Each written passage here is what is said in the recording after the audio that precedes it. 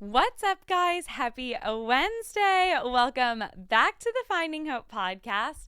I'm your host, Kayla Bundy, and today I am so excited, you guys. I have been wanting to bring this guest on and talk about this topic since before I even started my podcast.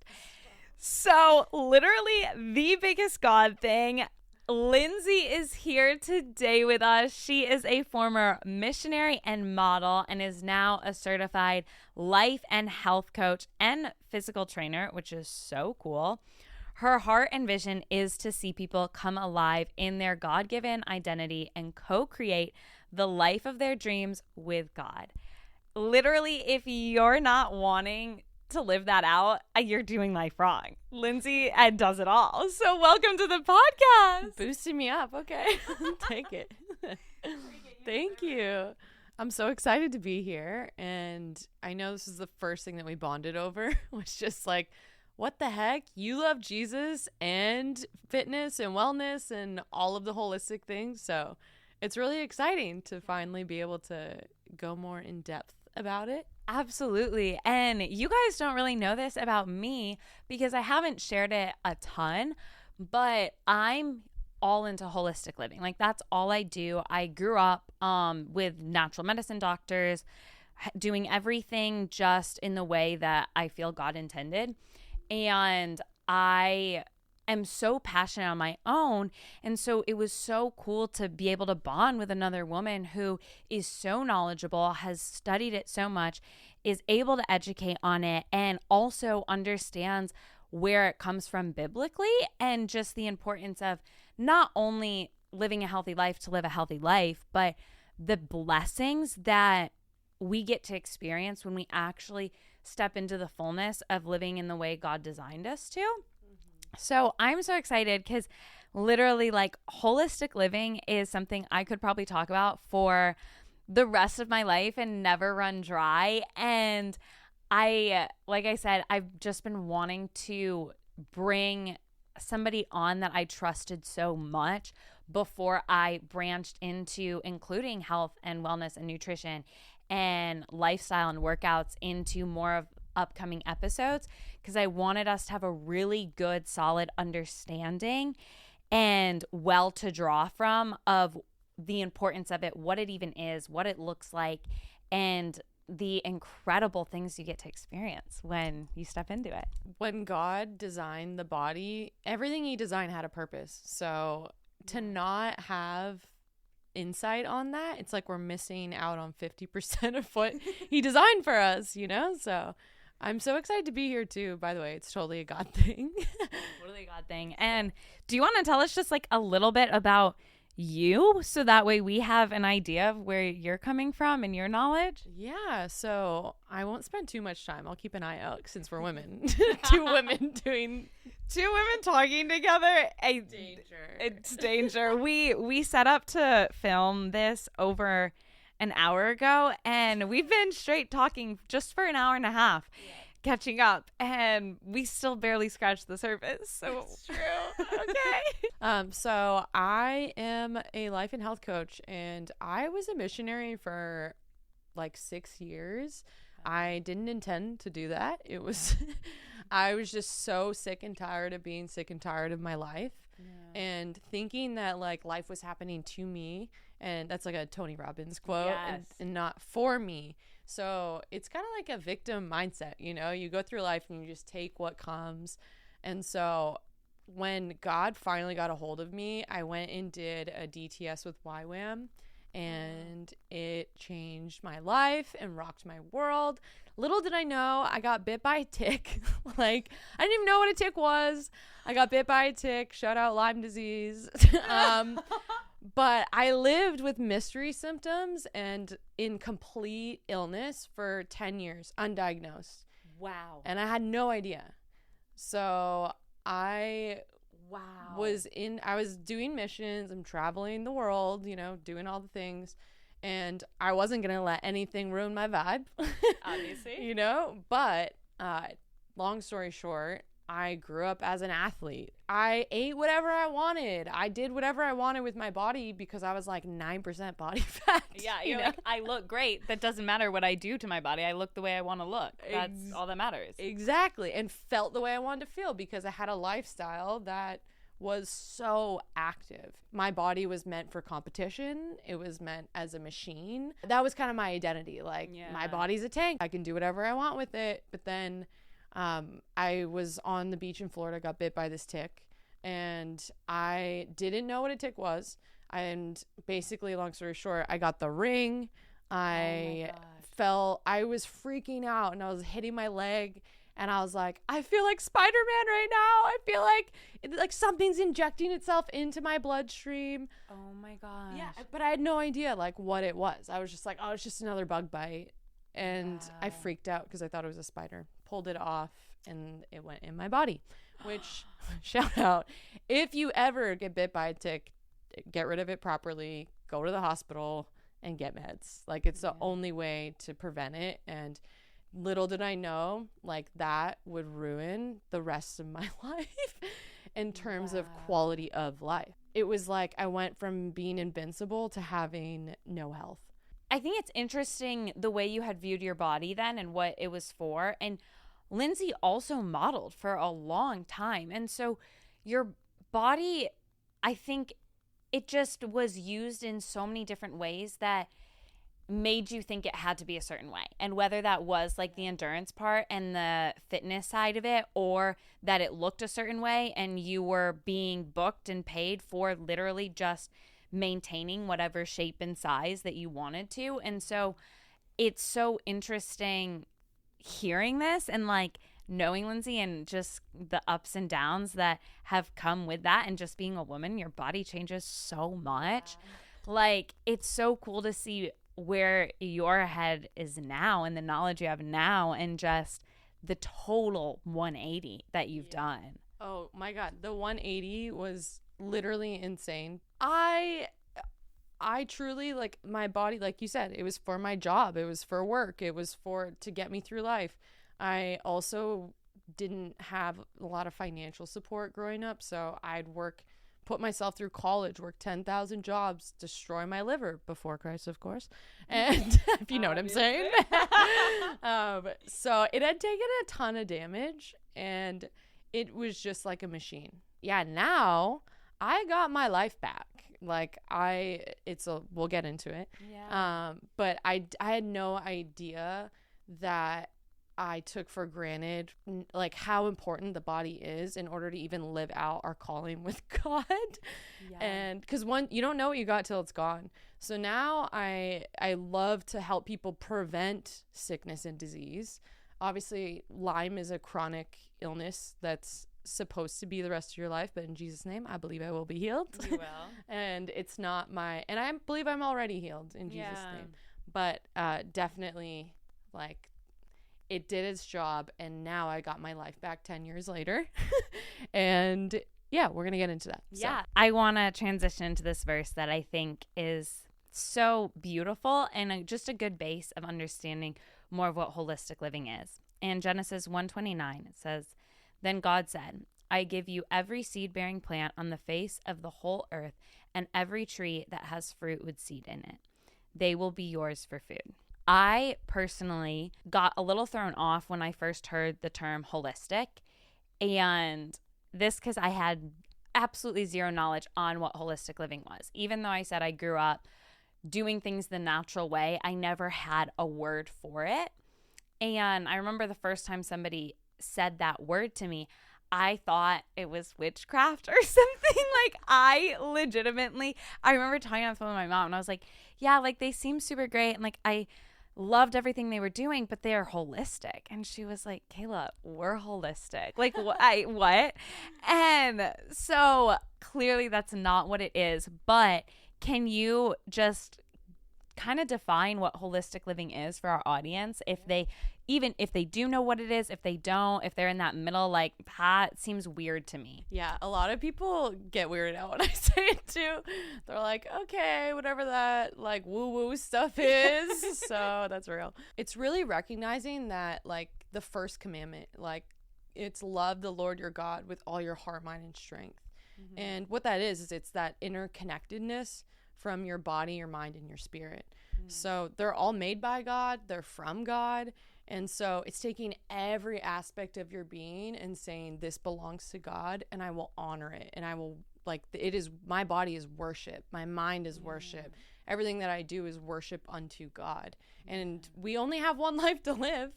So it's all stewarding. And it's like, how am I supposed to even do what God's called me to do if I'm not nurturing my physical health, my mental health, my emotional health, my spiritual health? They're all connected. Basically, it's integrating all those into one and putting it in alignment with God's will and his original design back in the garden. In the garden, we were in perfect unity. We were all healthy. There was no sickness. There was no disease. There was just perfect relationship with God. So it's really being restored back to God's perfect will. I agree. To have a holistic approach, you have to include the spiritual aspect, because holistic is a way of doing things way more natural, way more stripped down, way more utilizing the things on this earth to either heal us, maintain us, restore us, reshape us, renew us, all of that. But you also have to have that with your mind. And it's so cool that's also why we bonded. It's cool to find other people that know the Lord, that live a holistic lifestyle, because I completely agree that is truly living out that commandment, to love the Lord your God with all your heart, soul, and mind, and even to not, the other commandment, to not have any other gods before me. Because when you're reliant on all these other things and you don't know how to take care of your body and your mind, and you can't process things in the way we were created to process, like, a lot of that is, I mean, if you look in the Garden of Eden, so quickly that apple became her God. And she desired that and putting that into her body more than actually honoring God with her heart, mind, and body. And having the knowledge of good and evil is what she wanted. And Satan said to her, do you want to be with God or be like God? So she said, I want to be like God. So she chose to be her own God. And when our body is like, it's so interconnected to God because it's created by him. I just want to say this too. It's really easy to become a Christian or call yourself a Christian, and you become so spiritually fat. And this is what I've seen a lot as a missionary is you eat the worst food. And they're so spiritually full, but their physical body is limiting them from what God wants to do in their life and where they can even go, because their body won't even take them there. So it's not to be condemning, but it's just like, God wants us to live long, to live well. Like how Paul says, it's better for me to leave, than it is for me to live on this earth, because there's sufferings. Like, when we're not taking care of our body, how are we supposed to even have impact on the world if it's limiting us? Exactly. And I always reflect on this verse it talks about in the Bible, where it says, my people will perish for a lack of knowledge. And I have my own thoughts on this, but I'm curious, kind of, and this is a little off topic, but since you brought it up, what is a good way to sort of break that barrier for those people out there that, because I know a lot of them too, where they have the most beautiful hearts for the Lord, are absolutely on fire for God. And then when it comes to what they put in their body, they're like, well, God will keep me fine. I'll eat In-N-Out, I'll eat McDonald's, I'll eat Doritos. It's fine if I'm broke and poor and I can just put whatever I want in my body, because God's going to keep me doing what I need to do. Yeah. What do I say to that? Yeah. I say that at some point, and these are people I've done ministry with that say are in that place, they come to me and they're like, hey, so I realize I'm finding identity in the way I look. Like, I'm the big person in the room, and there's a sense of identity that they found in that, and not caring. Or maybe what's crazy is I healed my body when I was the brokest. I was a missionary. I had no money, no doctors. I had no one that could help me or even identify the illness that I had. So people always say their excuse is money or resources. And the way that I even got that knowledge was just being in the Word. Wow. And it's like it has to come from God. And I can, as someone who is in that wellness space, like I can share with them all these things, and God can lead you to it. But it's like, what's the impact that you want to have? Do you want to be there for your kids long term? Do you want to be there to support your wife or husband one day? Do you want to go after the call of God and be sick the whole time? I went after the call of God and I was sick the entire time. And I was physically looked healthy. Yeah. So I think that it has to be a heart posture of like, it's an act of worship. Your body is a temple. And it's like, when we go into the temple, it like the physical church, are we going to defile it and throw paint on the wall? Like, no. We're going to want to honor it, and we're going to want to clean up after ourselves. And it's the same thing with our body. Like, we want to treat it as if this is the one home that I get. And one thing that the Lord told me was like, I can either choose to sit and wallow in my sickness, or I can sit and wallow in just being unhealthy and the skin issues I was having, in the lack of energy, the being bedridden. I can sit and wallow, or I can co-create my life with God, and I can choose to live a better life. I had to sit there being in my depression because when you get sick, you go through like stages of grief because you lose your quality of life. It's really breaking like a victim mentality, and B, identity, I think. Does that make sense? Yeah, that makes so much sense. And I love how you said it a couple times. I mean, you had so much good stuff that I want to touch on, but I love how you said it's an act of worship, because I don't believe that the people that are really chasing after the Lord's heart and filling their bodies with this crap, I know that they aren't doing that in a way to dishonor God. Yeah. And I think though what it needs to be spoken a lot about in the church, especially with these missionaries, especially with young kids in the church, with the food that's brought to church, is realizing, hey, actually it is dishonoring to the Lord to treat your body in this way. And he has given us, I love how you said, this is your one home. And in anything he gives you, when he gives you a child, when he gives you a parent, when he gives you a spouse, you want to treat it with such care and such respect and honor and love. Pixie is my world. She does not have a single thing that will ever taint her. And it's the same way that it's actually a beautiful way you can worship the Lord in a different way than you ever would have thought.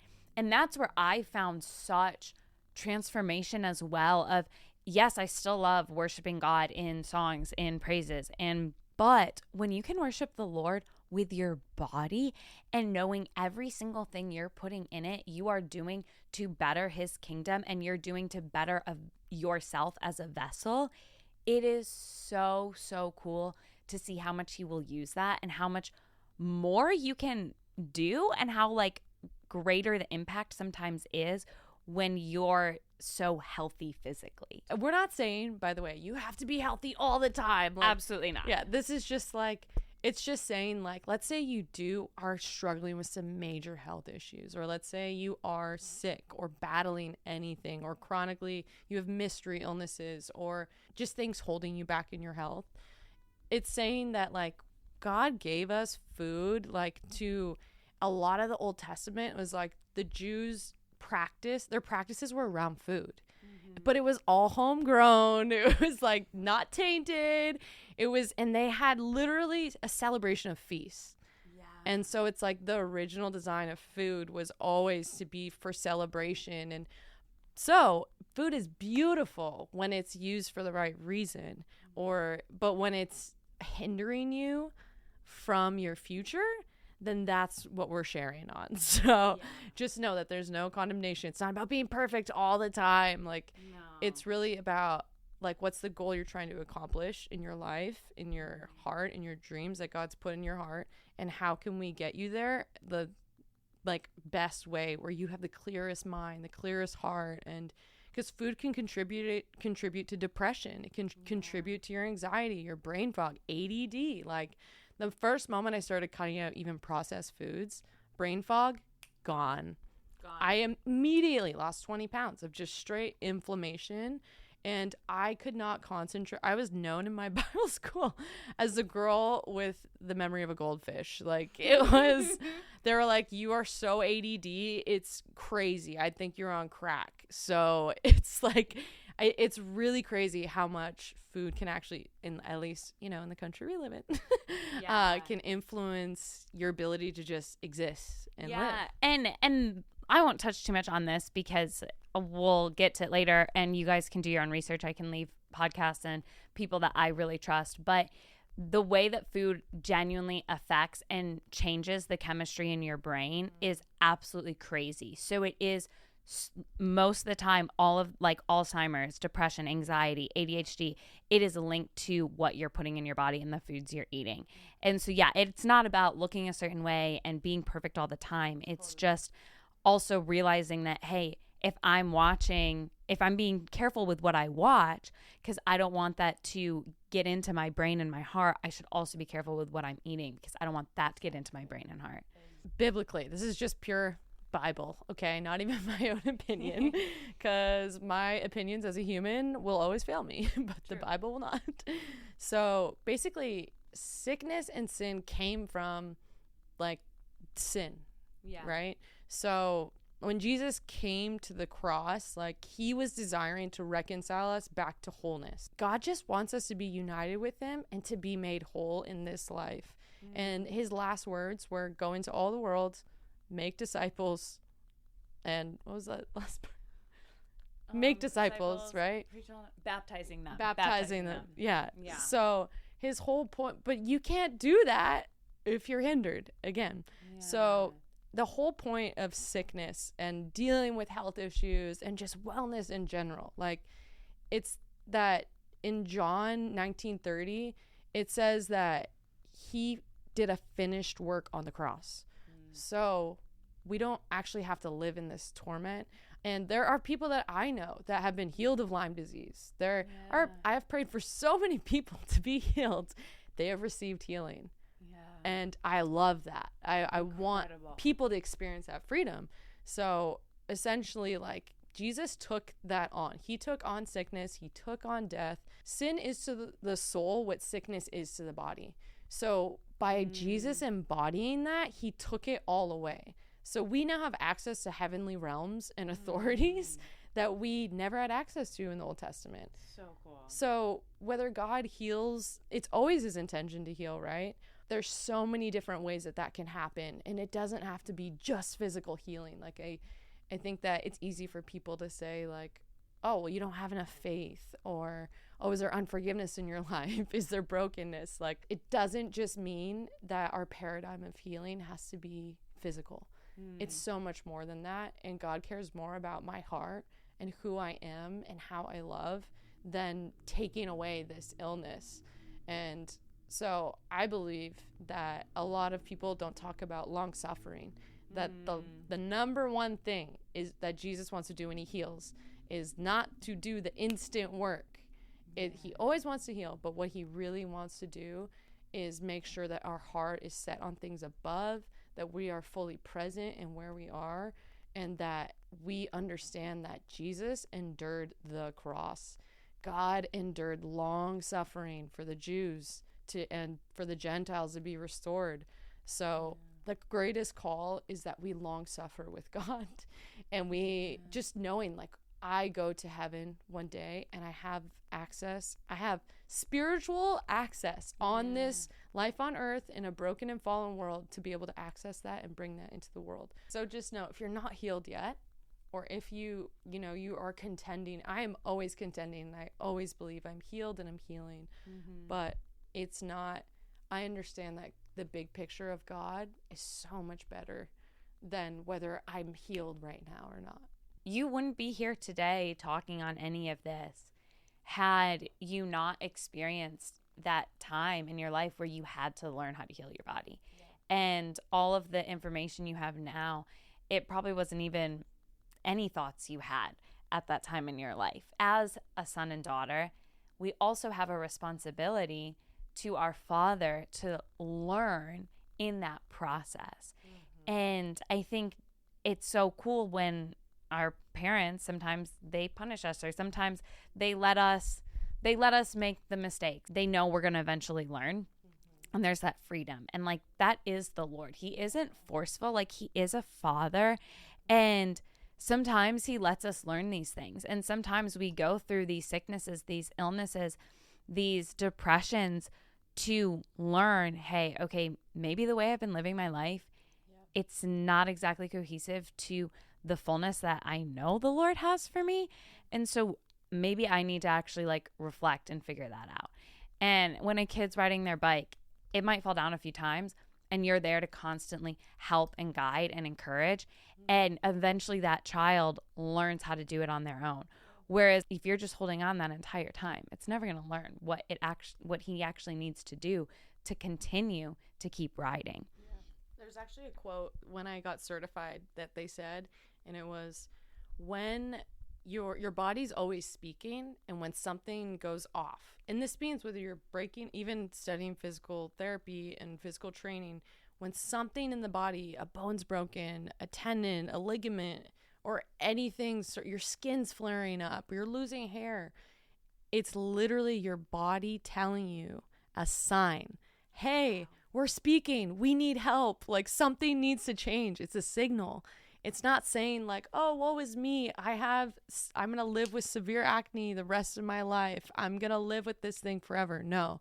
If I would have listened to my body when I got bit by the tick, or when I was going to modeling events, eating the smorgasbord, and I would go, I'd have my tight dress on and my belly looked like I was 9 months pregnant. And that everyone would tell me, like, Lynsey, that's a big deal. Like, your belly is huge right now. And what everyone wants to hear. But I thought it was funny because I'd be like, look at me, haha. But it was my body for 10 years. I was abusing, and I was telling it, no, shut up. You'll conform to me and how I want to live. But it was my body telling me, we need help. And now I've gotten tests for my gut, and I've gotten all the blood work. Turns out, like, my liver was shut down, so I wasn't even detoxifying things. It turns out that my gut health is triple what the numbers should be. And these are like core functions to the body. So when anything's inflamed, when you're like, or even when you break a bone, what's crazy is that bone break is protecting you. When when you have pain in your neck, that's your back telling you we need to be strengthened. Like, wow. There's always a core function and reason to it. Even cancer, like, cancer is telling you we are in toxic overload. We need to be taken care of. So there is a purpose to every single illness and in the body. And so it's speaking always. Oh my gosh, that is so fascinating and so cool. I love that you said, like, the body's always speaking. And it's interesting because I definitely think that when it comes to, like, I notice it on my skin, or if I'm bloated or things like that, things that are much more minor. But it's interesting that you say that on such a major scale. And I totally get that. Totally makes sense. If you guys have listened to my podcast, you know that last summer I had an insane, like, out of the blue injury and ended up severing tendons in my foot and was handicapped. Yeah, she's looking at my scar.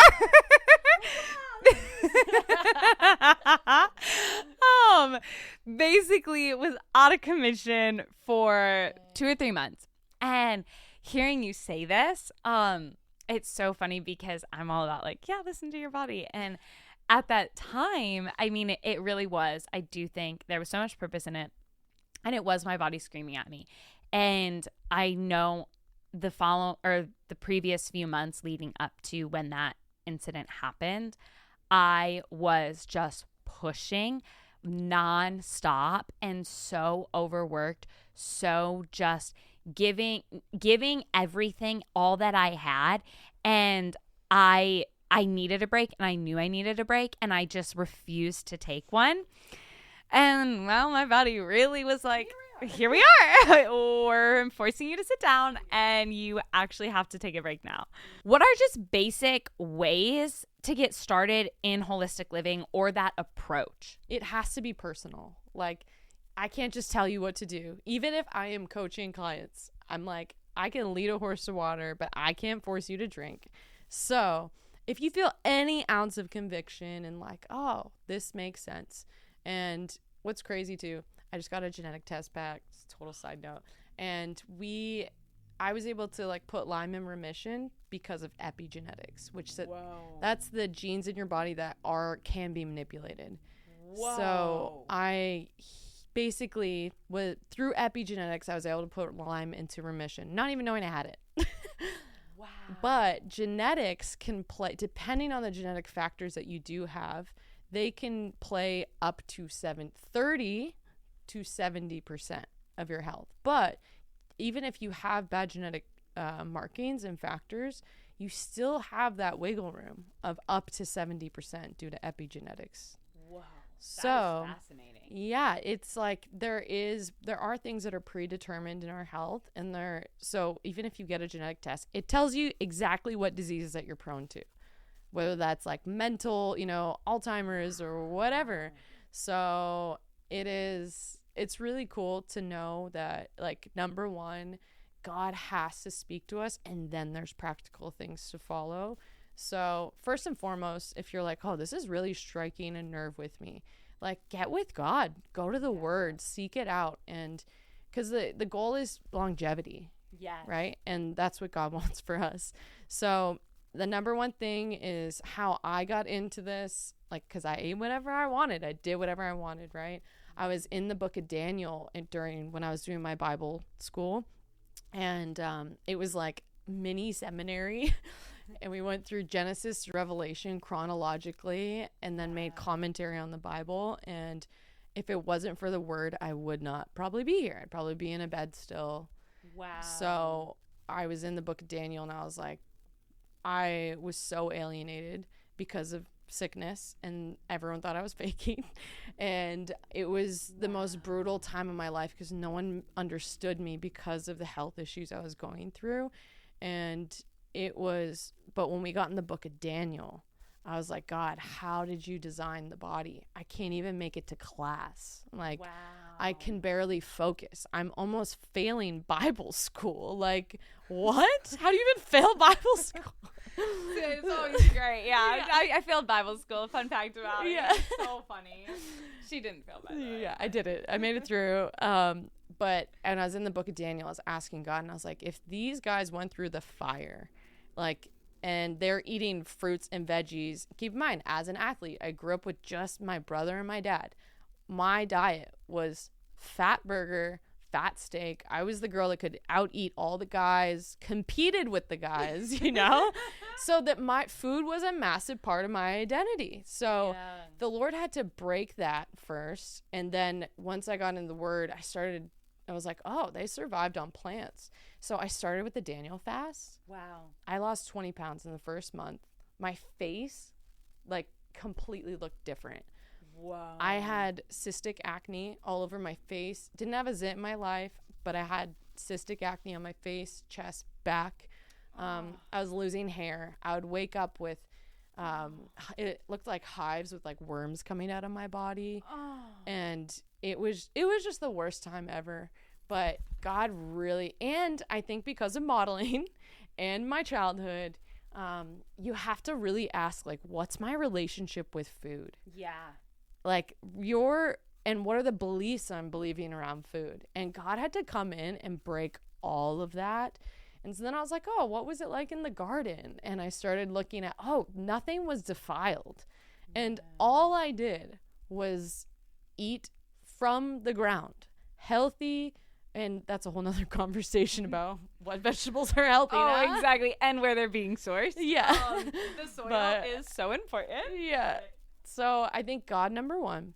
Number two, obviously food and lifestyle factors can heal up to 80% of all chronic health issues. Wow. And that's not coming from me. That's coming from a functional medicine practitioner that is spirit filled that I work with. I do her digital marketing, and she teaches me beyond even what I learn on my own because she's so knowledgeable. Wow. So what you put in your body, you are a premium car.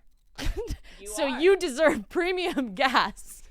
Yes, you not do. The cheap gas, so that you don't have gas. True. No, it's real. So true. Obviously, movement detoxifies your body insanely, and just gets everything moving. Yeah. And then movement moves. Yeah, movement moves things around. Getting free of emotional barriers is the fourth thing that is major. If you have trauma in your life, it will store itself in your body. Mm-hmm. You can reference this from The Body Keeps Score. Yes, I love that book. Oh my gosh, huge fan. And all of these successful people all talk about how the mind plays the biggest role. And there are so many studies. It doesn't matter what industry it is. Everyone talks about in their books, the first thing they talk about are these studies of the mind, and how people who were given a diagnosis and then had the same illness, had the same diagnosis, and the people who got the sugar pill were more healed than the people who were given the actual pill. And you can do everything right, and your mind can be so unhealed from things, and it's like, well, none of this is working.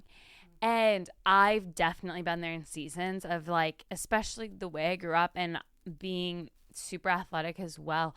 I have walked through seasons in my life where I'm eating everything. I know exactly how to heal everything that I'm currently feeling, facing, dealing with. I'm moving. I'm doing everything I need to do for my body, taking care of it. I'm in the Word, going to church. I'm doing the things. And when I have trauma that I have not yet healed from, and I will say it's not like, oh, if you're out there and you're like, oh yeah, I just know I have all this unresolved trauma. For me, I didn't know I had unresolved trauma. It took a lot of different things, different people, different therapists, different tools to even realize my body had held on to so much trauma.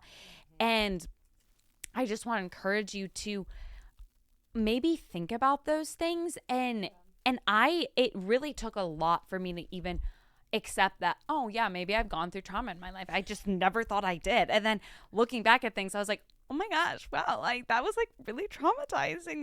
That's stuck with me. And there's been a lot. So if you are feeling like I'm doing so many things right, or if you feel like you're still so held back in a lot of ways, really seek that out from the Lord and ask Him to reveal those parts. Because I held so much of that in my body, and I notice now, after being aware of it, I still always react to my body before my mind. And I can heal in my mind and I can be totally fine, but I'll notice, oh, my body is still so hypersensitive to this or to that trigger or to that person. Like you can do all the things, like you said. It doesn't matter. Yeah. It doesn't matter if you're not dealing with it. And I actually had a friend who she did therapy for 10 years. Wow. And I kept telling her, like, dude, it's your mindset. There's unconscious things that you're not aware of that are holding you back and keeping this from healing, you know? Yeah. And she got a life coach, and the life coach, life coaching kind of, it's funny because therapy it's a lot slower. Yeah. Both have their benefits. And she was like, this one thing of sozo, this one session of sozo, and this like few life coaching sessions, because it's all mindset, has healed like 10 years of trauma that was not revealed in therapy. The mind is so powerful, and there are so many things subconsciously that are controlling us. I had a girl with cancer, one of my friends, and I'd be like, oh, I'm so sick. And that was my identity. I'd be like, I don't know what to do. And she rebuked me. She was like, Lynsey, you claim sickness over your body. It's not denying that it's happening, but you also can't make it like when God spoke, he spoke the world into existence. Yeah. So there's so much power in what we say. Whatever I speak, I'm manifesting into my life. Yeah. And because prayer manifests the presence of God.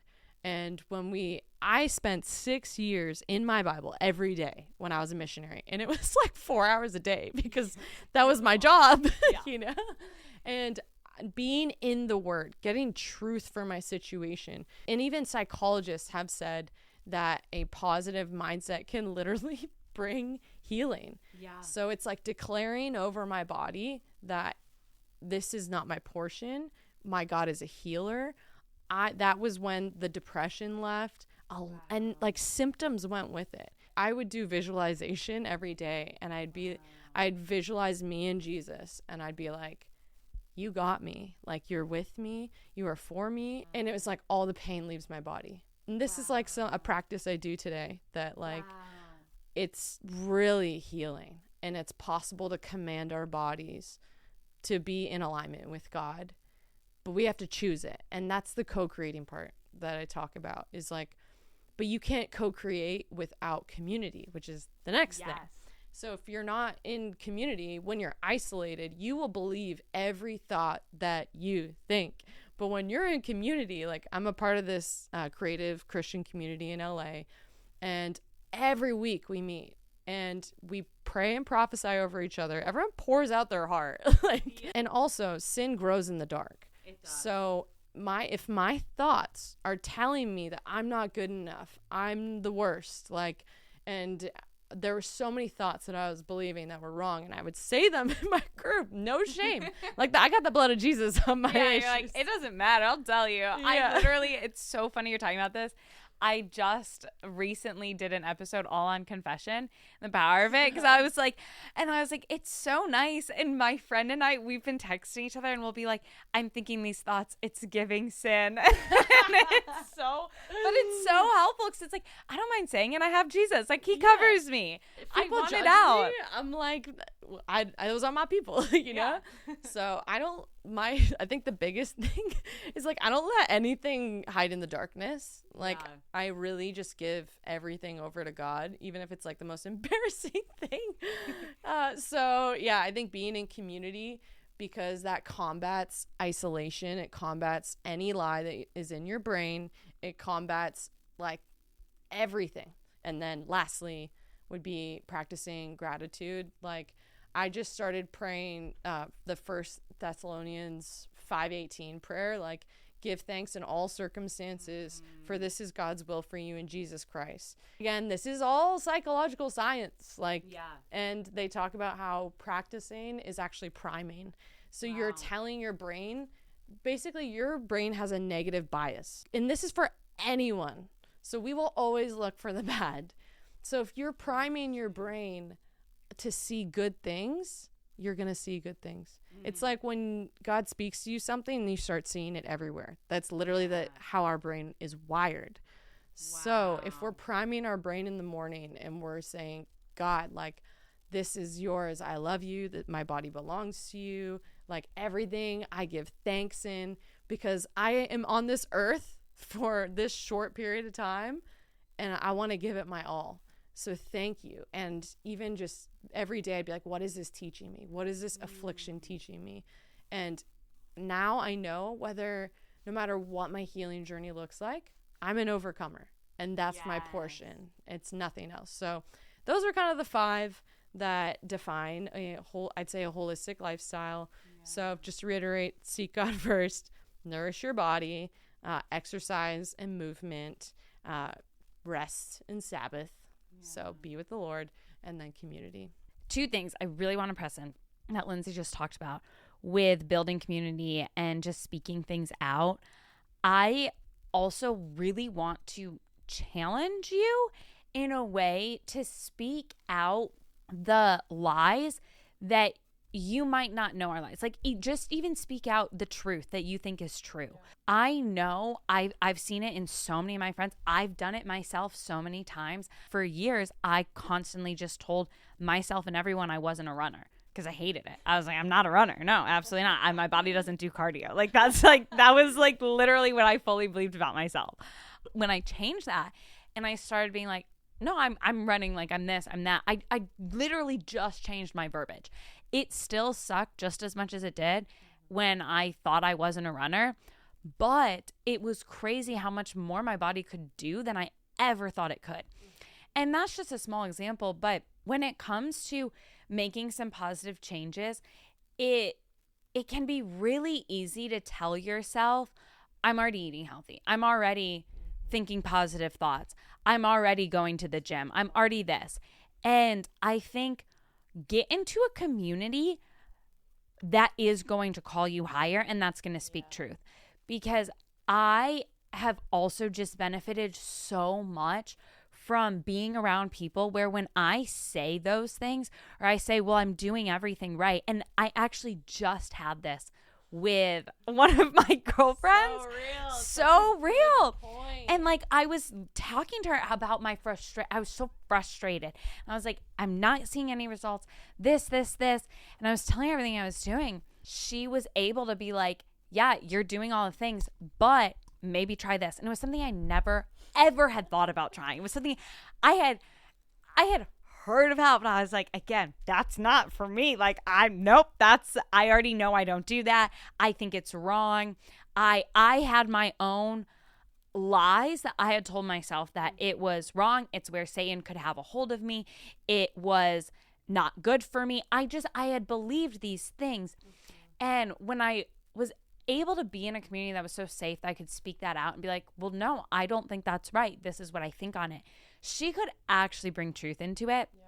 And so I want to encourage you that it's easy sometimes to like speak out the things, the lies and the dark things in our head, but really challenge yourself to be like, what about the things that I think are actually right and true? Yeah. And question those and get into community in leadership, in environments, listen to podcasts, read books where it challenges those beliefs because it's so fascinating. And I see this all the time. I've had friends do this as well, where they are maybe vegan for years and years and years and years. And they're like, this is the only way. Yeah. And then things change in their life and they start questioning things. And all of a sudden, everything that they would go to the grave with what they said has completely changed, complete 180, totally shatters. And I'm not saying one way is better than the other. It's your body and what works for you. But when you get too fixated on a method or way of doing things that you think is right, it might actually be so destructive for you and your personal self. We all have blind spots, and let me tell you, I am very passionate. So I had a lot from just zeal alone. And Lynsey's full of zeal. It is the best thing. It's definitely like I'm 10 years saved now. And so it's honed in. Like my husband used to call me a forest fire before. And he's like, now you're like a fire gun. There's an aim to it and there's wisdom to it. So I honestly, I surrounded myself with mentors and people that could speak into my life, because we all have a nature and a nurture. And a lot of the times our nurture and our worldview is our nurture, and it affects everything. And then you're like, but this is what works. And I used to think, because I grew up in Canada, that I was still sick. Wow. Because I was eating the standard American diet. Yeah. They call it the SAD diet. And I was like, I'm not healing. What the heck? This is the way to eat. And then that was when I was like, oh, I had a friend who was like, hey, you look like you're dying. Let me send you to this holistic, he was like a Christian holistic naturopath, and he did an iridology exam, if you've heard of those. Okay, yeah, a little bit. They're so crazy. So this is something I learned as a physical trainer too, is that there's something called the kinetic chain in your body. So everything in your muscular skeletal system is connected to everything. So everything works in unison.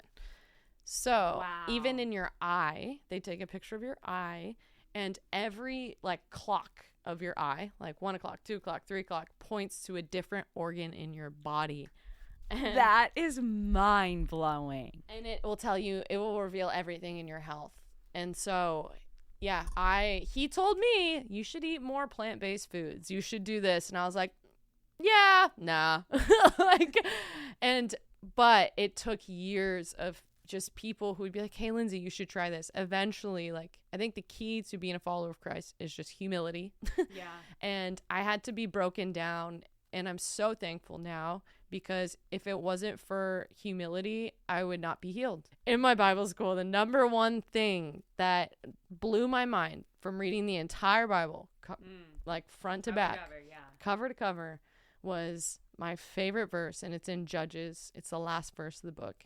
And I threw my Bible because I was so grossed out by what happens at the end of that chapter, which I don't even want to reiterate. It's gnarly. No, I recently, I've been doing a ton of Old Testament reading.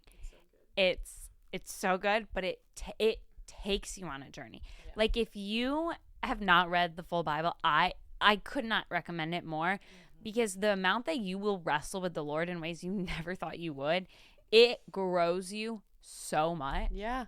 So the last verse of that is, and in those days, everyone did what was right in their own eyes, and they were their own God, basically. And I was like, why is this story in here?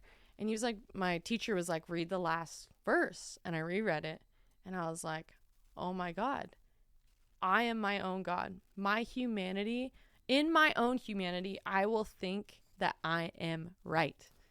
That is the danger of being a human, is we create this subjective truth, and we think that we're right, when really God has a design that is objective. Like, he does not change, but we change. So even when, like you were saying, when I first got into health and wellness, didn't know what I was doing, I was gung-ho vegan. People are like, you're into pseudoscience, you're crazy. I was a little crazy probably about it, because I was like, oh my God, I lost like 40 pounds and I'm healthy and this is crazy. But everyone's body is so different and unique. Like, God has such a beautiful design for the body. And that's what's crazy, is no one's body is the exact same. No. So what works for me doesn't work for someone else. Yeah. So I was like that too. And what healed me was being open to other people's way of living, other practices, and it's having a growth, which leads into our next thing, the body mind connection. And having a growth mindset is the key to becoming a healer and healing, and just even accessing the will of God over your life.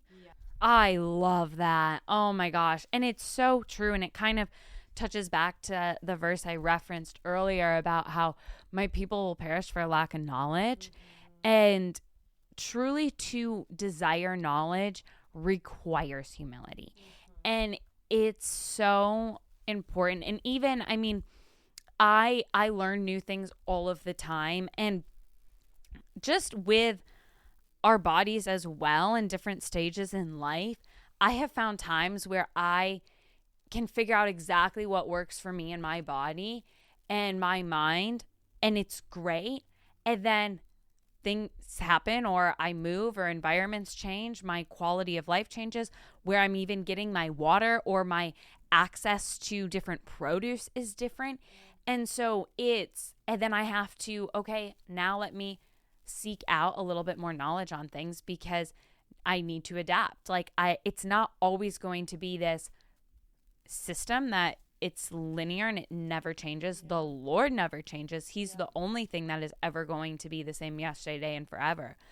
But I think you have to have a desire for knowledge and that mind-body connection, because if you turn your mind off from learning and that desire, and then you expect your body to continue to grow outside of that little circle that just involves you, it's going to be really, really hard to ever truly evolve in the ways and expand in ways that are just freeing and so beneficial, and just the quality of life is a million times better, and all of those things in your head. And I know it's easy to want to change for one reason, And I think that is so dangerous. And that's something that the more I've gotten into this way of living and this lifestyle, I've seen it truly is fully encompassing. Because if you want to make a change because you don't like the way you look, if you want to make a change because you don't like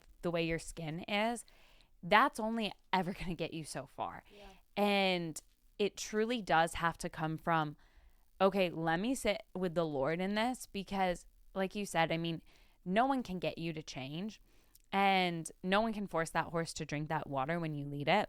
Always having that heart posture to humble yourself and learn from it and see the benefits of it and not just write it off. Yeah. Because I think it's so easy to just write things off when you're so set in what works for you or your idea of the right way to do something. You said that to me, actually. We went to like a fitness event together after we had finally connected, and I never had language for that. But I was talking about my career, and I was like, I don't know what's next. And you said, okay, but maybe the modeling world has changed, but that just means you have to evolve with it.